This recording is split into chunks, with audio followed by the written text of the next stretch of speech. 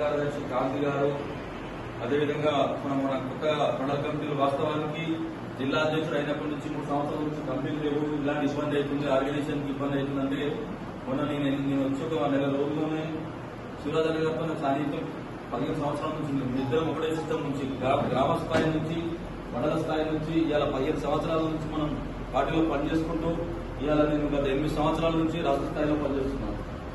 మా ఇద్దరి సాన్నిధ్యం చాలా పెద్దది. చాలా సంవత్సరాలకు అయితే నాతో మాట అన్నాడు, కమిటీలకు ఇబ్బంది అవుతుంది, దీనివల్లనే మనం ఏం చేయదలుచుకున్నా కూడా ఈ స్థాయి నుంచి కమిటీలు ఉంటే పని జరుగుతుంది, ఒకటే ఉంటే జరగదు. జిల్లాలో ఒకటే వ్యక్తులు పని నడవదు.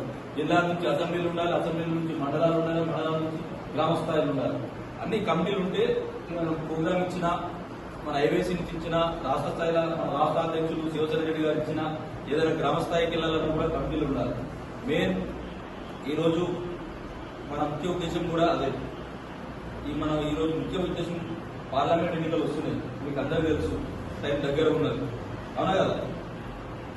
ఇవాళ గత నడిచిన అసెంబ్లీ ఎలక్షన్లు ఇవాళ రాష్ట్రంలో కాంగ్రెస్ పార్టీ ఎన్నిక గెలవడం జరిగింది, అధికారంలో రావడం జరిగిందంటే అది కేవలం మనం రాష్ట్రంలో విజయనగరం కాంగ్రెస్ వల్లనే ఇవాళ అధికారంలో ఉన్నారు. ఎందుకంటే విజయనగరం కాంగ్రెస్ కార్యకర్తలు గత 2 సంవత్సరాలుగా ప్రతి ఒక్క ఉద్యమం చేశారు.